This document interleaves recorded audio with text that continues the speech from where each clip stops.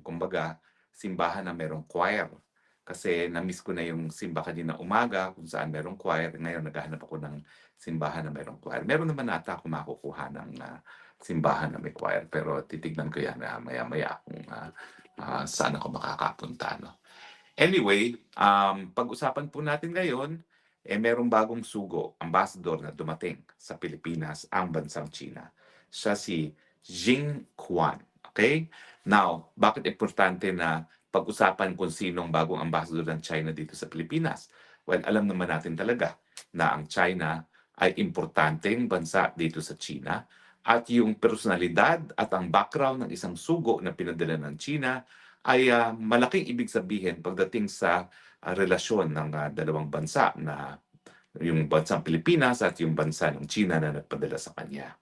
Well, unang-una, heavyweight po ang pinadala nila. Hindi po yan bagito. Ibig sabihin, binibigyan ng China ng importansya ang Pilipinas at nagpadala sila ng isang veteranong sugo. No? Siya po talaga ay medyo bata, no? Pero siya kasi ay naging deputy ambassador ng China sa Washington DC.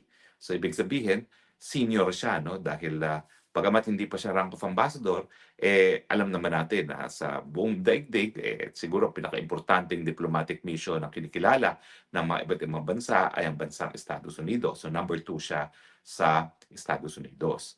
At dahil number 2 siya sa Estados Unidos, ibig sabihin ang kanyang forte ay American affairs, no? Ibig sabihin, ang China ay nagpadala ng isang sugo sa Pilipinas na malaki ang kaalaman sa politika ng Amerika at sa relasyon ng Amerika at ng China na nagpapahiwatig din na kinikilala nila ang Pilipinas na parang extension ng Amerika. So talagang ang tingin ng mga Chino, ang gobyerno ng Pilipinas ay parang pawn, no? Parang proxy ng mga Amerikano. Gaya ng nangyayari ngayon sa bansang Japan, no? Na ang gulong nangyayari ngayon, yung tensyon na nangyayari ngayon sa Japan ay dahil sa tinatrato ng China ang Japan parang proxy para sa Estados Unidos. Pero anyway, itong si Jiang Qi na bilang isang eksperto sa American Affairs, yan ay nagpapahiwatig nga na kinikilala ng China ang Pilipinas bilang parang extension ng Amerika at hindi mahihiwalay ang pulisiya ng China sa Pilipinas sa relasyon ng Amerika at ng China na talaga namang dapat tanggapin natin no? Dahil talaga namang ang Marcos government ay sunod-sunuran ngayon sa gobyerno ng Amerika. No? At sa kasaysayan natin, talaga namang kinikilala tayo mga Pilipino na sunod-sunuran sa mga Amerikano kasi nga binili tayo ng Amerika sa Espanyol. No? At mula noon, walang tigil ang pagtataksil ng mga mayayaman sa Pilipinas na makipagsabuatan dyan sa mga Amerikano para nga lalo pang mapalawig ang impluensya ng mga Amerikano dito sa ating bayan. Now, dahil siya ay eksperto sa Amerika, kinikilala rin ng China na kinakailangan mas malalim ang kaalaman ng kanyang sugo sa Pilipinas kung paano at gumalaw at bakit ganyan ang galaw ng mga Amerikano. Ito ay magkakaroon ng impact pagdating doon sa pinag-aagawang teritoryo dahil at least alam nitong bagong sugo ng China sa Pilipinas kung ano ang pupwedeng tulong na ibigay ng Amerika at kung anong gagawin ng Pilipinas dahil inaasahan nila na tutulungan nga sila ng mga Amerikano. No? So ibig sabihin, naghahanda rin sila. Naghahanda rin sila na kung lalala ang problema dito sa South China Sea, yung sugo nila alam kung anong posibleng gawing tulong ng Amerika at malalaman din ng China kung anong dapat gawin. Now, itong pagpapadala rin ng isang eksperto sa Amerika ay pagkilala na talagang tumitindi ang problema ng China at ng Amerika dito sa rehiyon natin. Kanina nabanggit ko po yung Japan, no? Sa Japan po talagang tumaas ang tensyon, nagpadala ng 100 sea vessels ang China sa Japan at nag-lock-in pa yung kanilang pandirigmang mga barko doon sa isang eroplano ng Japan na para bagang titirahin na. No? So medyo nagkaroon ng konting pagka-concern dyan at nanawagan ng Japan at Australia na dapat palamigin itong tensyon dito. No? Well, alam niyo naman kasi ang pangyayari dyan. No? Ang pangyayari dyan, palibasa ang Amerika, ayaw niya na siya mismo magpadala mga sundalo. Ginagamit niya yung mga bansang Japan at Pilipinas para nga doon sa konfrontasyon niya sa China. Bakit ayaw magpadala ng sariling sundalo ang mga Amerikano? Kasi napaso na sila. Alam nila na yung publiko ay magrereklamo kung magpapadala na naman sila ng mga sundalo, mga Amerikanong kabataan na mamamatay sa mga dayuhang lugar na hindi naman malinaw sa kanila kung bakit kinakailangan mamatay yung mga sundalong mga Amerikano doon sa mga dayuhang lugar, no? So, hindi lang yung sugo ng China sa Japan ang may kinalaman dito sa tensyon sa rehiyon. Talagang nagpadala sila ng eksperto rito dahil alam nila na baka lumala pa ang relasyon ng Amerika at ng China at kinakailangan ma-anticipate kung anong gagawin ng Amerika dahil kung anong gagawin naman ng Amerika ay makakaimpluwensya kung anong gagawin lalong-lalo na ng bangag administrasyon ng Marcos regime. Now, sabi nung sugo, gusto niya talaga na maging mas mabuti ang relasyon ng Pilipinas at ang China. At sa tingin ko, iyan naman po ay sincero dahil nakita niyo naman, no, yung inaangkin ni Marcos Jr. na Bukana Bridge, yan ay talagang regalo ng bansang China sa Pilipinas. At kung hindi talaga sila nagbigay na ganyan ng Bukana Bridge, hindi matatapos yung coastal road ng Davao. No? At yan ay patunay na kapag nakikipagkaibigan ka naman sa China, it also pays. I hate to say it, no? Pero siyempre, bakit ka naman magbibigay ng tulong sa bansa na inaaway ka? Siyempre, unahin mo munang bigyan ng tulong yung mga bansang kinakaibigan ka at yan nga ang storya sa buong Southeast Asian region. Dahil tayo lang ang kumakalaban sa China, tayo lang ang kaunting nakakakuhang proyekto, kaunting pamumuhunan at kaunting turista galing sa China. Yung mga bansa na talagang mainit na mainit at ang relasyon, nandun na pupunta ang pera ng mga Chino, no? Bansang Thailand, Malaysia, Indonesia, Vietnam, no?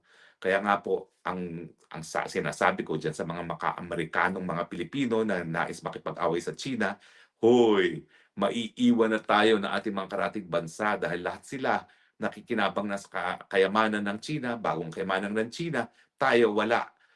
Kumbaga limos lang ang binibigay sa atin dahil inaaway ng ating mga pinuno ang bansang China na hindi naman dapat dahil ang ating objective dapat sa ating panlabas na relasyon ay mas maraming pagkain sa hapagkainan ng Pilipino at ang pamamaraan para magkaroon ng ganyan ay unang-una mas maraming pamumuhunan galing sa mga Chino, mas maraming turista at siyempre mas maraming mga proyekto na ibibigay sa atin, no, in terms of roads and bridges.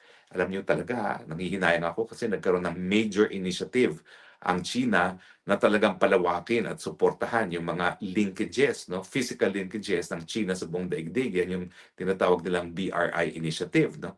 Pero hindi talaga tayo nakinabang beyond just sa dalawang tulay sa may Chinatown at saka dyan sa tulay sa Davao kasi nga bakit naman sila magbubuhos ng maraming mga proyekto sa isang bansa na inaaway sila. So ngayon ang issue is paano ngayon iuusad ni Marcos Bangag ang ating relasyon sa China matapos na nagpahiwatig na ang liderato ng Amerika at ang China na nais nilang mas mabuting relasyon. Well, siyempre, naninilikado ngayon si Marcos Jr. Kasi kung wala ng matinding hidwaan sa panig ng Amerika at ang China, hindi na masyado importante ang Pilipinas na gagamitin niya kung magkakaroon nga ng gera sa panig ng Amerika at China at ang magiging dahilan sa ganyang gera ay ang Taiwan. Pansinin niyo nga pala po nagsalita ng Amerika. Ayaw na nilang pondohan ang EDCA facilities at ang gusto nila, Taiwan ang pumondo. Bakit natin papayagan ang Taiwan pumondo sa mga EDCA sites na yan na naging malinaw naman na ang presensya ng mga Amerikano dito sa EDCA ay hindi para sa Pilipinas, kundi para sa Taiwan. Ano naman ang obligasyon natin sa Taiwan para protektahan natin sila pag nagkaroon ng putukan kapag ang China ay magdesisyon na kuning sapilitan pabalik sa kanya ang Taiwan, ganong tayo naman ay gumamit din ng dahas noong ang mga ISIS ay sinasabi na hihiwalay nila ang Marawi sa Pilipinas, di ba? Pero yung sinasabi nga ng Amerika na dapat Taiwan ang magbayad para sa EDCA bases, ano na ang nakita ninyo? Mga maka-Amerikano na nagsasabi na tutulungan tayo ng mga Amerika. Hindi, pagtutubuan pa tayo. Ang gusto nila, Taiwan ang magbayad ng lahat ng mga preposition equipment at yung mga improvements na mangyayari dyan sa ating mga base militar dahil gagamitin nga yan ng mga Amerikano para sa Taiwan. Sa tingin nyo ba, papabayaran ng Amerika sa Taiwan itong mga EDCA facilities nito kung ito ay para sa Pilipinas? So malinaw na yung mensahe ng mga Amerikano na dapat Taiwan ang magbayad sa mga EDCA bases natin, yan ay dahil kung magkakagera, ang paggamit ng mga Amerikano sa EDCA bases natin ay para depensahan ng Taiwan. Ang makikinabang Taiwan. Ano naman ang pakialam natin dyan bukod doon sa katotohanan na meron tayong mga OFWs doon. Ang ating dapat paghandaan, paano nga iligtas sa mga OFWs natin doon pag nagkaroon ng putukan sa Taiwan. Pero wala talaga tayong kinalaman dito sa issue ng Taiwan dahil yan naman po ay usapin na internal lamang sa China dahil wala naman pong nagsasabi na ang Taiwan ay hindi kabahagi ng China. Ito nga po matapos itong tensyon sa panig ng Japan at ng China, mabilis sa sinabi ng babaeng Prime Minister ng Japan na ang Taiwan talaga ay kabahagi ng China. So yan ay isang paraan para mapalamig nga yung hidwaan nila na kinikilala talaga ng Japan na ang Taiwan naman talaga ay kabahagi ng China. Kaya nga po kalokohan itong ginagawa ni Marcos Jr. na ginagamit yung Taiwan issue para siya ay suportahan ng mga Amerikano dahil alam niyang wala na siyang suporta sa sambayan ng Pilipino. At siyempre, nawalan ng suporta ang sambayan ng Pilipino sa kanya dahil siya ay vangag unang-una. Dahil siya ay mahilig sa tubig at siya ay kurakot. Ang pruweba, 1 trilyon sa flood control, talagang naubos no, sa mga maanumalyang flood control projects. Now, kung paniniwalaan pa natin si Zaldico, 52 billion in infrastructure funds ang linamon ni Marcos Jr. Ano, saan naman dadali niya ganyan karaming pera? Yun yung sinasabi ni Zaldico na nagpabili pa ng bahay sa Tamarind Street, sa Forbes Park para imbakan lamang ng pera. Kasi nga, 52 billion, ang daming pera nun. Aba, hindi lang yan. Bukod pa yan sa 100 billion na hiningi niya bilang insertions. At hindi lang yan.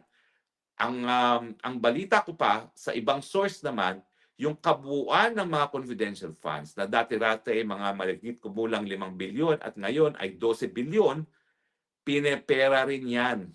Walang pinaglalaanan yan na nakikinabang ang taong bayan. Yan ay pinepera lang nila. At least yung time ni Tatay Digong, yung mga binibigay sa mga namamatay na pulis at militar, yung mga binibigay sa PGH, yung mga binibigay sa mga informants sa drug war, lahat yan ang gagaling doon sa confidential fund. At yan naman talaga dapat ang paggagamitan ng confidential fund. Pero ang aking informante recently said, lahat kabuuan ng confidential fund ni Marcos Bangag Jr. ay pinipera nila samantalang hindi nila tinitigilan si Inday Sara dahil lamang sa kakaunting 125 billion na confidential fund na malinaw naman ginamit din ni Inday Sara laban dun sa mga nangungurakot ng pera, lalong-lalo na laban dun kay Zaldico dahil ginamit niya yan para makakuha ng impormasyon doon sa maanumalyang laptop project na di umano ay talagang dinaan sa kumpanya ni Zaldico.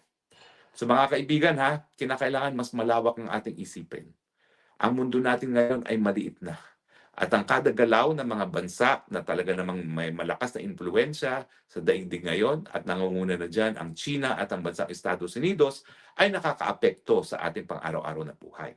At ang importante, pag nagkaroon ng hidwaan doon sa dalawang higante, ang China at ang Amerika, kinakailangan iwas tayo. Dahil sabi nga nila, no, kapag sila ay nagkaroon ng sipot, lahat tayo nagkakasakit. No? So ang importante, unang-una, is itaguyod natin yung nakasaad sa ating saligang batas na talagang hindi tayo gagamit o hindi tayo makikipagdigmaan bilang instrumento ng ating panlabas na relasyon. At pangalawa, dapat ipatupad natin yung sinasabi ng ating saligang batas na independenteng panlabas na relasyon. Kaibigan tayo ng lahat at hindi tayo kaaway ng kahit sino man. At inaasahan ko na itong pagdating ng isang sugo ng China na mas naiintindihan kung paano mag-isip ang mga Amerikano, ito'y magreresulta sa mas mabuting relasyon ng Pilipinas dahil ang Pilipinas naman talaga sunod-sunuran lang sa Amerika. At kung mapipredict na nitong sugo nito kung paano nga ang gagawin ng mga Amerikano, siguro makakagawa rin siya ng mga hakbang para lalo pang mapabuti ang relasyon ng Pilipinas at ng China. Alam ko bihira na tayo kakaroon ng talakayan tungkol dito sa panlabas ng relasyon. Pero nasyak ako, ang daming nakikinig ngayon. 1,750 ang ating live views, no, habang tayo nakikipagtalakayan tungkol sa isang issue ng foreign relations. At hindi ko akalaing interested pala kayo, ha? Huwag kayong mag-alala. Dadamihan pa natin yan. Ngayon, alam ko na interested kayo dito sa panlabas ng relasyon. Kasi alam niyo naman, ang panlabas ng relasyon, kapag tayo nagkamali, na tayo po ay sumausaw sa isang gera na wala naman tayong kinalaman, sa panahon na talagang nuclear warheads na ang ginagamit, baka tuluyang mawala na tayo bilang isang bansa. Ganyan kaimportante ang panlabas na relasyon. At habang ang Marcos Jr. ay patuloy na nawawalang suporta galing sa sambayan ng Pilipino, ginagamit niya ngayon ang suporta ng Amerika para masigurado na siya'y manatili sa kapangyarihan, gaya rin ang ginawa ng kanyang ama, na ginamit talaga ang suporta ng Amerika para siya'y manatili sa pwesto maski siya ay sinusuko na ng taong bayan. Hanggang kailan susuporta ang Amerika sa isang presidenteng bangag, mahilig sa tubig, at talaga alam natin na wala sa tamang pag-iisip at hindi nagbibigay ng solusyon sa problema ng taong bayan? Well, sa tingin ko, darating ang punto na malalaman din ng mga Amerikano na it's not worth it na suportahan ng tao, ang isang presidente na kinasusuklaman na ng mga Pilipino. Dahil alam nila na kapag sila ay patuloy nagsuporta sa isang taong kinasusuklaman ng taong bayang Pilipino, mawawalan ng kaibigan ang Amerika at siyempre, they cannot afford to lose the Filipinos as their friends kasi nga po ang teritoryo natin, tayo po ang gateway to Asia, tayo po ang gateway to China. So maraming salamat po ha. Sana nakapagbigay ako ng pagkakataon na mas naintindihan ng mga kababayan natin ang mga pangyayari sa mundo. Ang ating mensahe, kinakailangan bumalik tayo sa pulisiya ni Tatay Digong na independenteng panglabas ng relasyon, kaibigan ng lahat, kalaban o hindi kalaban ng kahit sino man, dahil sa panahon ngayon alam natin na yung kapital na manggagaling sa dayuhan at yung mga turista na nanggagaling sa iba't ibang bansa, yan ay kinakailangan natin para nga maibsan ang kagutuman sa Pilipinas at maitaas ang antas ng kabuhayan ng ating mga kapwa Pilipino. Muli po, maraming salamat po sa inyong patuloy na pagtangkilik. Huwag po kayong magsasawa ha. At sa hanggang muli nating pagkikita, ito po inyong spokesman bayan nagsasabi, I love you Philippines. You're the only country that I have. You're the only country that I love. God bless the Philippines. Bye!